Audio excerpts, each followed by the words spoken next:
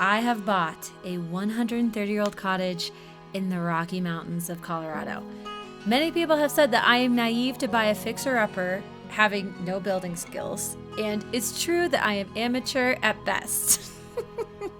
But listen, I am on a journey to feeling more alive and less alone. None of us are here on this earth for very long, and I think it's pretty outrageous to not shoot your shot at the life you truly want to be living.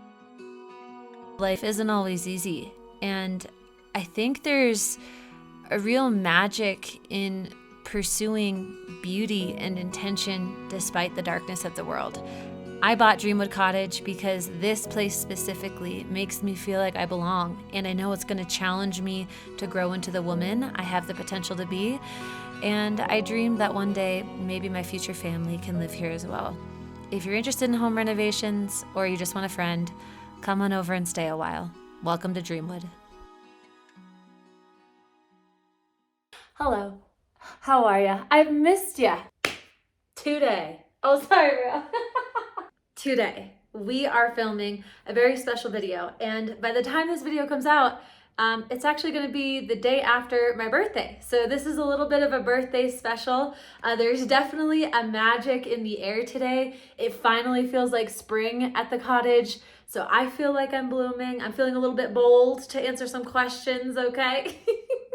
When I say hundreds of you wrote in to ask a question, I mean literally hundreds. It took me almost 3.5 hours just to read through them all. So I'm gonna try to answer as many as I can, and I'm gonna prioritize the questions that I get asked the most. I'm clean on some things that maybe I have been avoiding a little bit.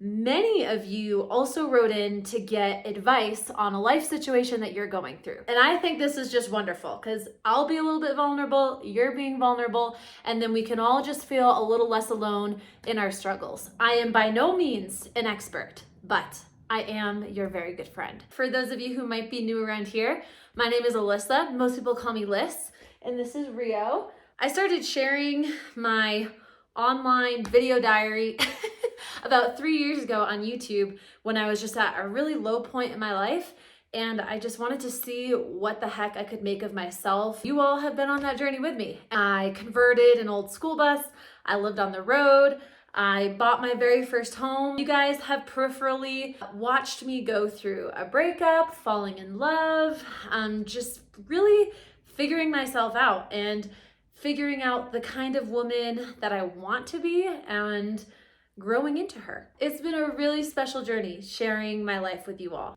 Let's get into the questions. All right, to break the ice, let's just start by answering the questions regarding Dreamwood Cottage. Do I plan to live at Dreamwood Cottage forever? No. I hope to always have this property and just kind of pass it down generation to generation. But the big goal is to have a big parcel of land. I'm thinking anywhere between 50 and 300 acres where I can build my own home, design it myself, be a bit more intentional with resources, be off grid. That's the big dream. How did you find this gem of a home? Zillow.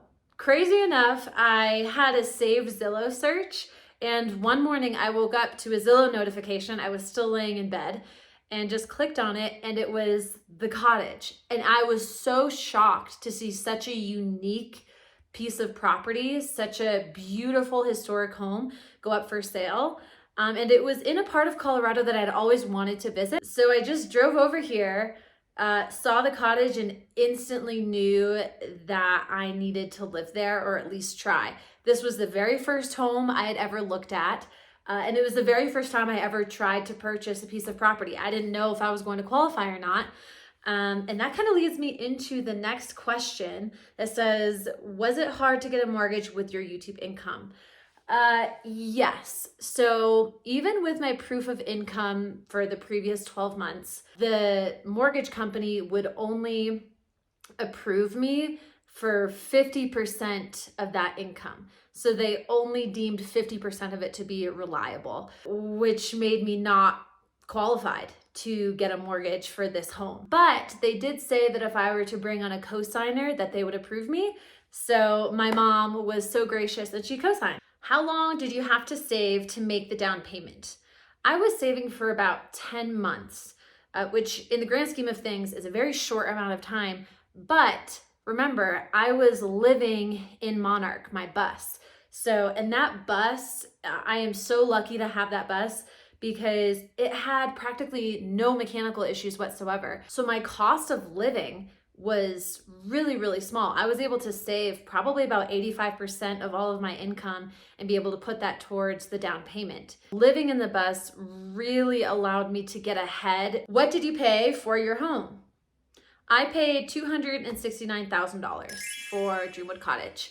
Oh, okay, this is a fun one. Have I experienced any ghosts or paranormal activity? I get this question a lot because the house is 130 years old. So the town I am living in is actually known for its ghosts and paranormal activity. Back in its heyday, this used to be a real rowdy cowboy town. I found out that the gentleman who built this house, Mr. C, is buried in the cemetery here in town. I actually went to the cemetery and asked Mr. C for his blessing. So I think in a way, Mr. C is protecting me in this spiritual realm around here. I have, however, had one incident that I'll leave it up to you if you think it was paranormal activity or not. It was late at night. I was in bed. All of a sudden I hear this yelling, what it sounds like is coming from outside, of this woman's voice. And she's like, "Hey." And I was like, that is so strange. Like, no one is around here, let alone late at night. Anyway, I ignore it. And then a minute later, I hear the same voice again, only she's a bit more intense, going, "Hey, hey." So I was like, what in the world? So I get up out of bed and I go to the window that it sounds like the voice is pointing towards. I look through the window. There is no one. There's absolutely no one outside. I am so confused and I stand there for a few seconds just puzzled. And all of a sudden I smell something burning and I look down and I realize that Rio's bed had accidentally been scooted up and under the baseboard heater, and the heater was starting to burn the bed. It was starting to catch and it burned a hole. Here's her bed. Do I have the hole? Yeah.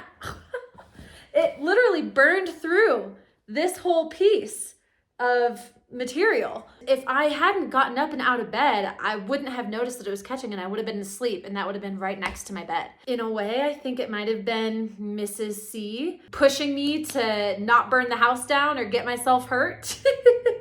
But yeah, that was a pretty puzzling and astounding experience. But other than that, I have not felt any other energies in the home. I feel very safe, very protected. All right, let's get into some more personal, juicier questions and do some anonymous advice. Okay, what is my most embarrassing moment? At my high school, oh my gosh, I can feel my cheeks getting red already. But at my high school, the seniors would put on a play at the end of the year called Senior Frolics. And it was just a whole bunch of skits that the seniors would write.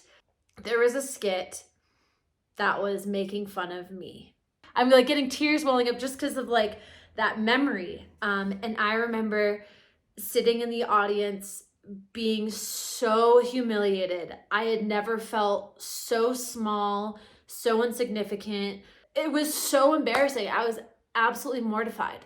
I just remember slinking in my seat and just wishing that I could disappear. They would like change the names a little bit of the characters in the skits, but it was close enough that anyone who attended that school knew exactly who the seniors were talking about. I think that's like a pretty big pivotal point in my life. High school was not easy for me. I was bullied a lot. It was really, really hard. You could not pay me enough to go back to high school. Oh my gosh. All right, let's move on. Let's get into one of your questions, okay? How did you know it was time to say yes to your inner psyche? You seem so wild and free. This is a really good question, especially to answer after sharing my horrifying high school experience. I knew it was time when I had spent years of my life being obedient, trying to be good. I was always feeling like I wasn't good enough growing up. And I had like this deep anxiety about it. I started to have panic attacks in the second grade and I didn't know what they were. The more I chased that feeling of like trying so hard to be worthy, trying to be good enough, I realized that I was only getting more and more depressed. I'm sure many of you have experienced depression when you get to a certain point where you just start going numb.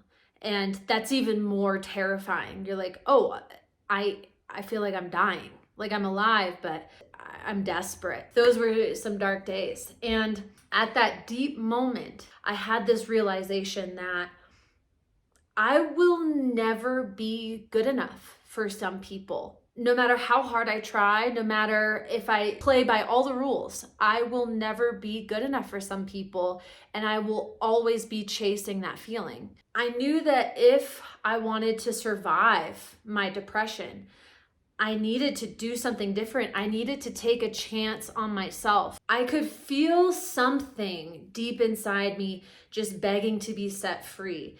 And I just decided that to follow it at any cost. It was a really difficult transition at first because I was having to retrain my brain and my body to act on different things, right? To not constantly be chasing worthiness from others, but to learn how to listen and just figure out what I wanted, figure out who I was beyond the rules and expectations of other people. Instead of trying to fit a box that somebody else created for me, who was I just outside of that box? That was a lot of learning. That took a lot of practice. I remember having this moment where I was like, I can either choose to be my worst enemy or I can choose to be my best friend.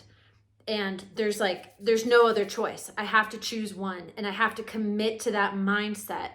And I just committed to the mindset of being my best friend. And when I did, my entire life changed. Life is magic and beautiful, even when it's really hard and when I'm not meeting expectations. I have a center that I can still hold on to. And I think that's really helped me a lot on my YouTube journey as well. That's when I knew.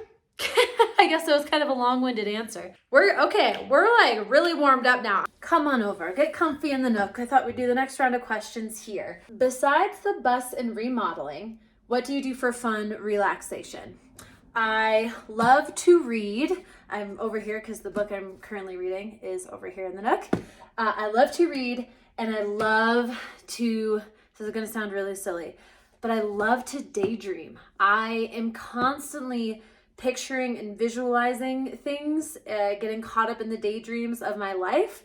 And so I really love to take Rio on a walk, immerse myself in nature, and just daydream. So many of you were asking what I was currently reading. The book is Tomorrow and Tomorrow and Tomorrow by Gabrielle Zevin. I'm about 100 pages in right now, and I am so impressed with the craftsmanship of this story. This author did a truly spectacular job. The story itself is just instantly captivating.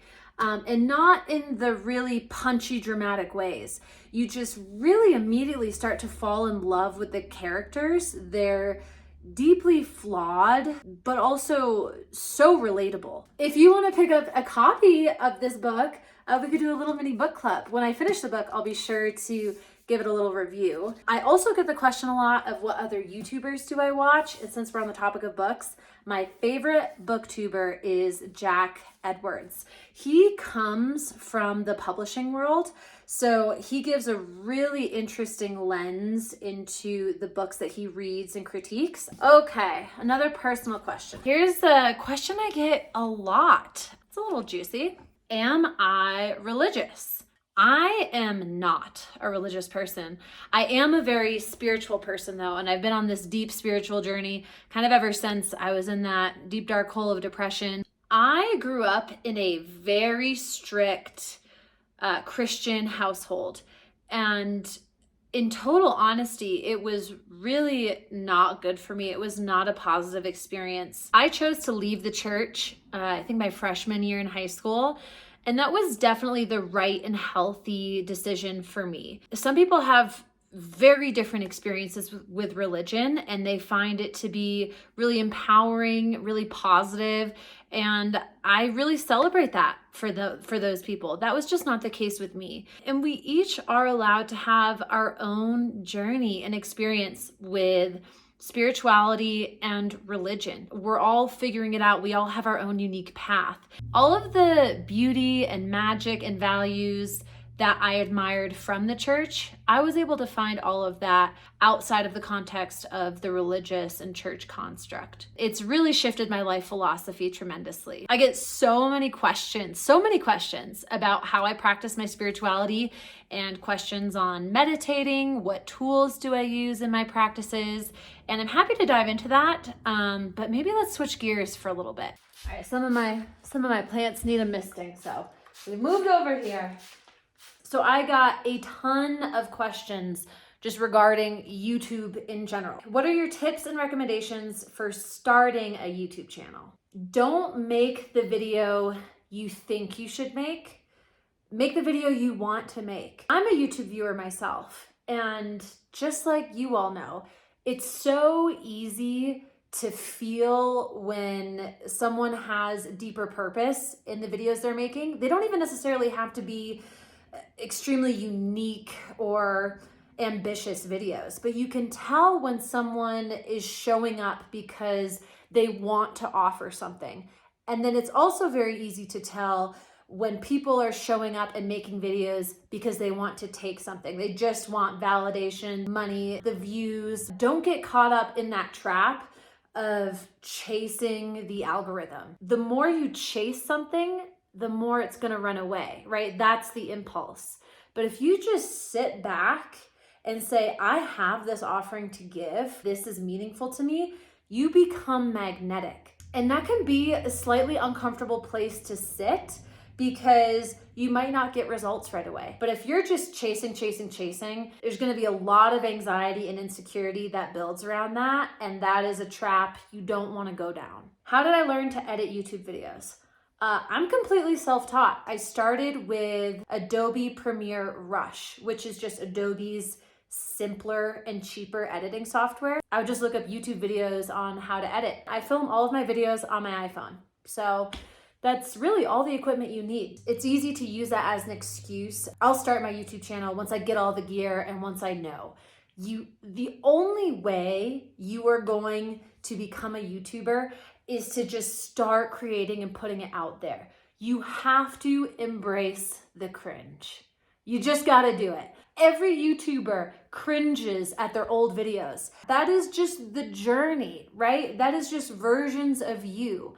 It is growth. How do I get over the fear of being seen and criticized? I want to start a YouTube channel, but I am afraid. You have to have this deep acceptance of criticism. There is no possible way for you to please everyone. You are not going to be good enough for some people, no matter what you do.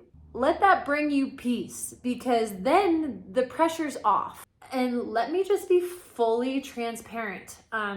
YouTube is a stage that is not healthy for everyone. You really have to have this radical commitment to self-love and self-forgiveness. We are all just trying to figure out life. And we often do that by watching other people try and fail. And if you choose to be on YouTube, you are one of the brave people who is trying and failing publicly. You gotta hold on to that bigger picture of, I am a human trying and failing and sharing my experiences for the greater good. Holding on to that bigger picture is really important for mental health and longevity. People watching me and criticizing me, that's them figuring out themselves and their own life story through the story that I'm telling.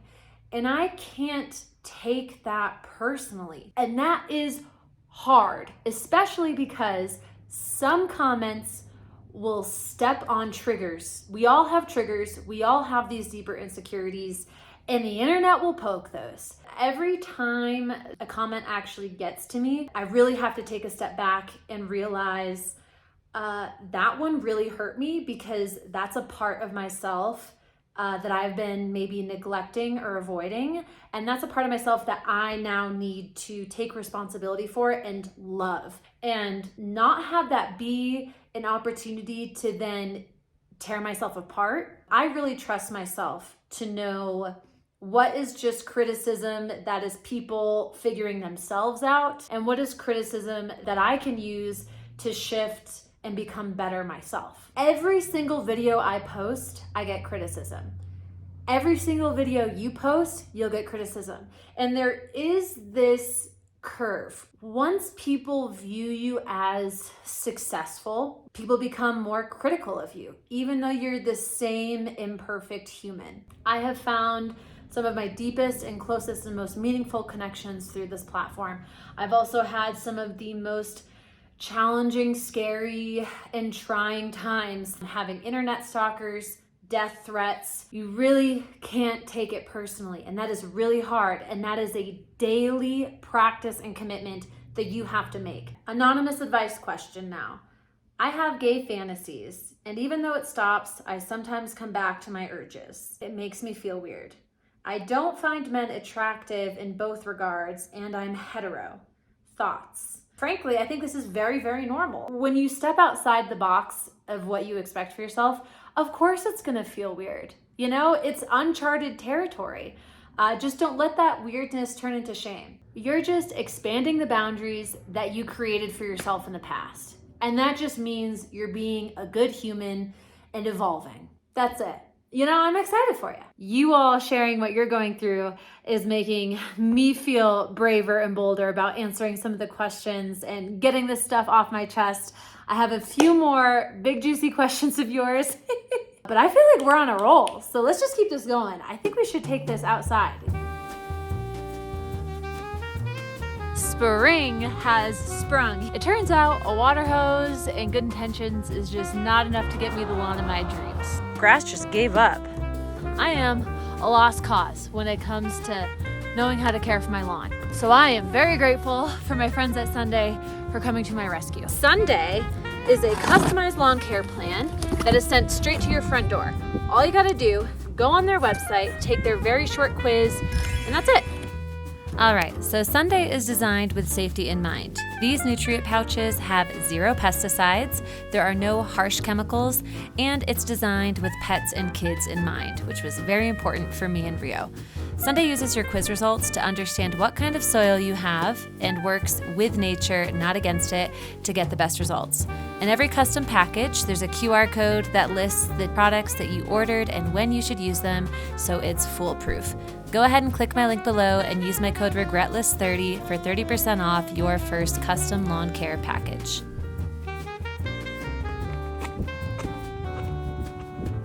All right, since we were outside, I thought we would just answer the next round of questions in the bus. The first question being, do I still have the bus? Yes, it is just parked in my driveway. Let's just get settled in here and I can answer all your bus-related questions. Would I ever consider selling the bus? Whew, I don't think so. It would be almost impossible to get another bus like this ever again. You guys saw all of the thought that went into building this bus. I have a whole bus build series on it. If you want to make me an offer I can't refuse, go ahead. But she's not for sale and I don't foresee myself selling it anytime soon. Do I have any travel plans? Yes. So for the month of June, I'll pretty much be living in Monarch again, which I'm very excited about. I will be going to the bus fair, which is in Oak Ridge, Oregon, late June. I'll put the link down for tickets below if you want to join, but I'll be hosting a seminar at the bus fair and I'll be around the whole weekend to meet and greet. You can check me out. You can check the bus out in person. It would be nice to see you there. How is the dog you rescued a while back? So glad you were able to find him another loving home. There were so many questions regarding Koji, and a lot of people missed the video explaining what happened. So let me tell you, because some people were really worried. Koji came from a high kill shelter in Texas. I adopted Koji with the full expectation of being his forever home. But after about a month here at the cottage, I realized that I couldn't really offer him his dream life. Koji really wanted to be a very lazy stay-at-home porch dog. He did not love the fact that I was bringing him on hikes or walks or camping trips. We would all go out for a walk and he would just stop at the end of the driveway and just be like, nope, I'll just wait for you guys to come back.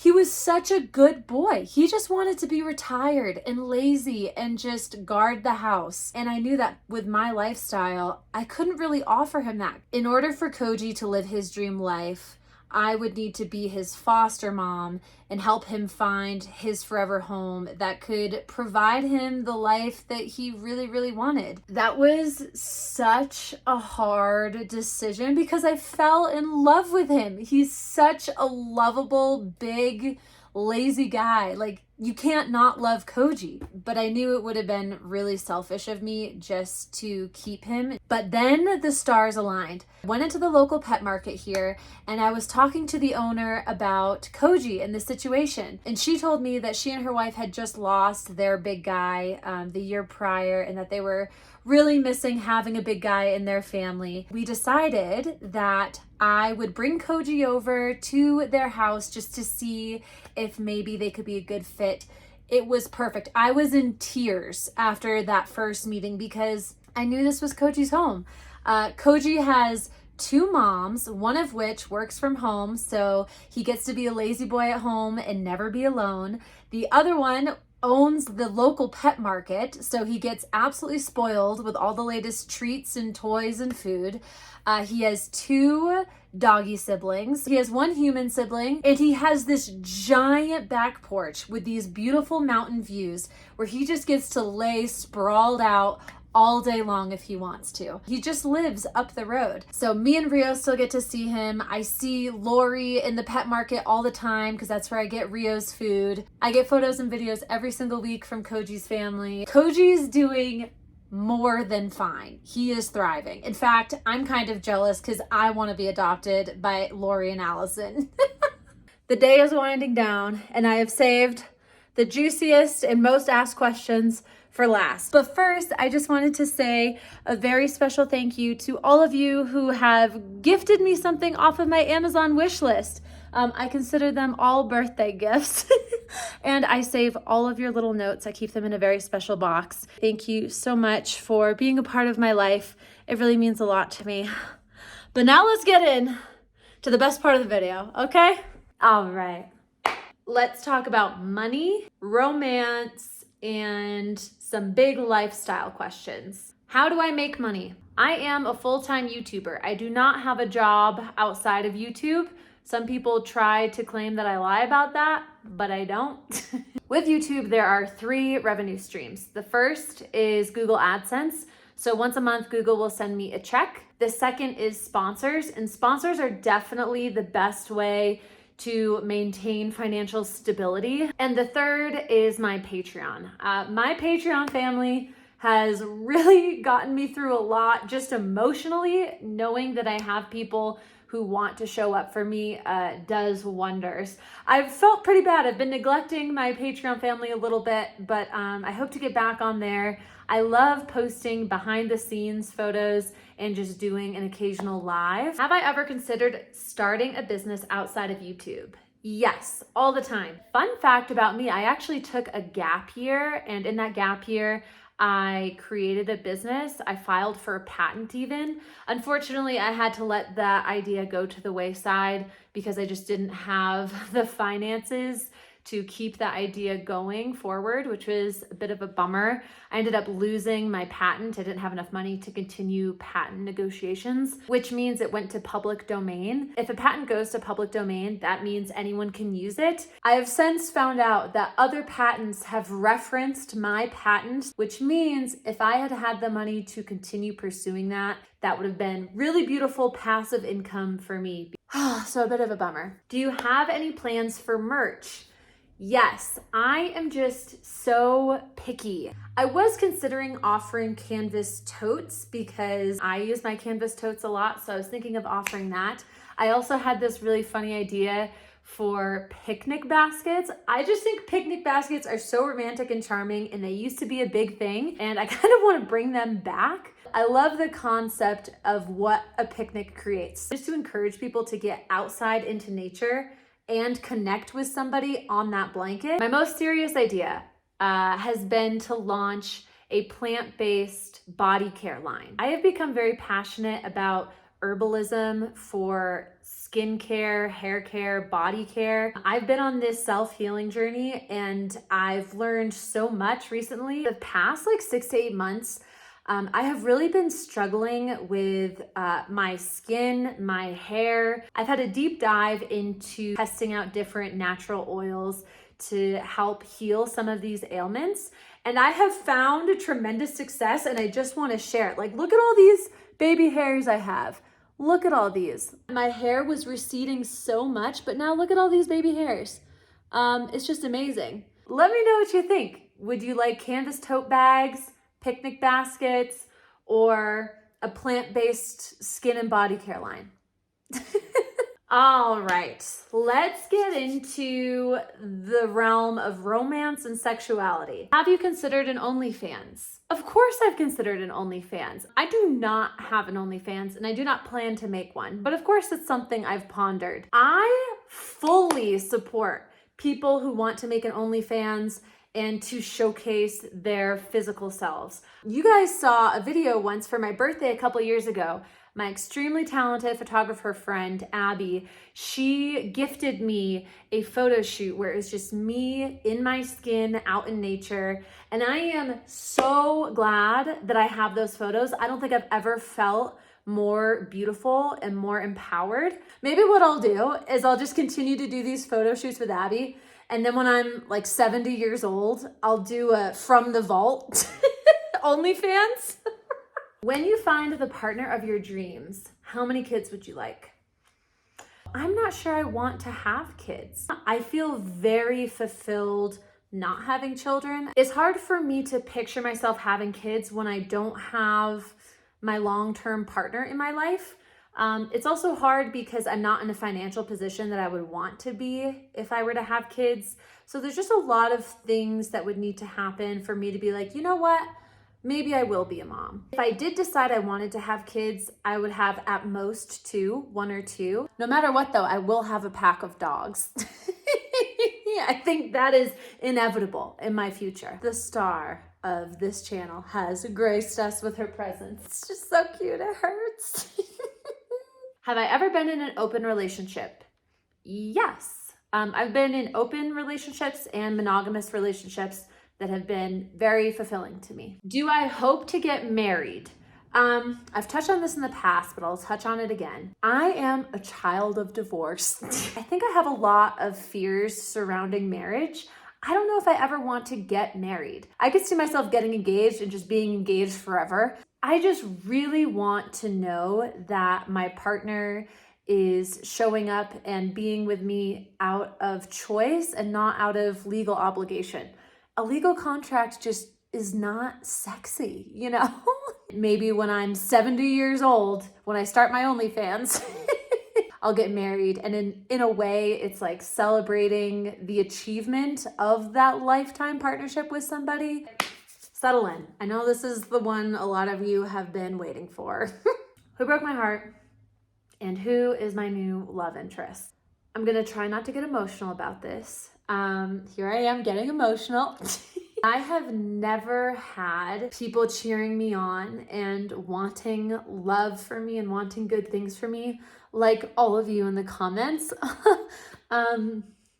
My family has never been super close and my support system has always been really rocky. So that love from you and that support has been so healing for me, and thank you for being such a good friend to me. Oh my gosh, I'm just getting sappy here. With all that being said, I have a rule that I do not share the names of the people that I'm dating on the internet. I am at a point in my life where I am searching for the grand love story in my life. I feel really ready for that. I want the time to be able to explore the relationship without the input of 200,000 other people. You know what I'm saying? I don't want that pressure for me. I also really don't want that pressure for the person I start dating. Like, could you imagine? But I do love sharing the experience of the journey of finding love. The little romance that's budding in my life right now, it's kind of rocking my world. I've never felt so safe, and at the same time, I've never felt so passionate. My anxiety is not triggered. In fact, it's the opposite when this person is around. I get butterflies. I feel so special to this person. The flowers are from them. I have a lot of faith that a grand love story is right around the corner for me. I'll keep you guys in the loop on how I'm feeling and how it's going. To be a 30-year-old woman, it's really something. Let's do a rapid fire. Have I ever had short hair? Only in grade school. Where am I from originally? I was born in upstate New York, but spent most of my time growing up right outside of Boston. Do I eat meat? No. Am I an only child? No. I have one younger brother that I grew up with. He is my best friend. I also have a full-blooded older brother, and he was placed for adoption when he was a baby, and I actually discovered his existence on accident. Have I ever considered traveling abroad and sharing my experience? Yes, I actually did a lot of solo international travel right out of college. Backpacked Thailand. I was also a teacher in South Africa, all of Iceland, the entire perimeter. I did that with my friend Sam Newton. Some of you might watch his filmmaking videos. I actually met Sam on a boat in Thailand. If you want to go check out his channel, I will link it below. Okay, now for the really good stuff. You guys are constantly asking me about what I am. I really love when you guys share what you think I am or sharing your insights. I love it. Go crazy in the comments. Let's start with my zodiac sign because it was just my birthday yesterday. I am 0 degrees Taurus, Virgo rising, moon in Aries. Please feel free to share any insights down below in the comments. That goes for all the other tests that I'm about to share too, okay? What is my Enneagram? I am an Enneagram 2, the helper. I believe I'm 2 wing 3. What is my Myers-Briggs personality type? Okay, ready? I am an ENFP. Now, sometimes I jostlate to ENFJ. That's the campaigner and the protagonist. What is my human design? I am the generator, the life force. Am I a nymph? Fae, a witch? The answer is yes to at least one of those. My last name is sometimes brought up in Scottish folklore. Thank you so much for spending this birthday special with me. And I'll see you next time with another cottage renovation video, and we can just continue to figure out this life together, you know? All right, I love you. I'll see you soon.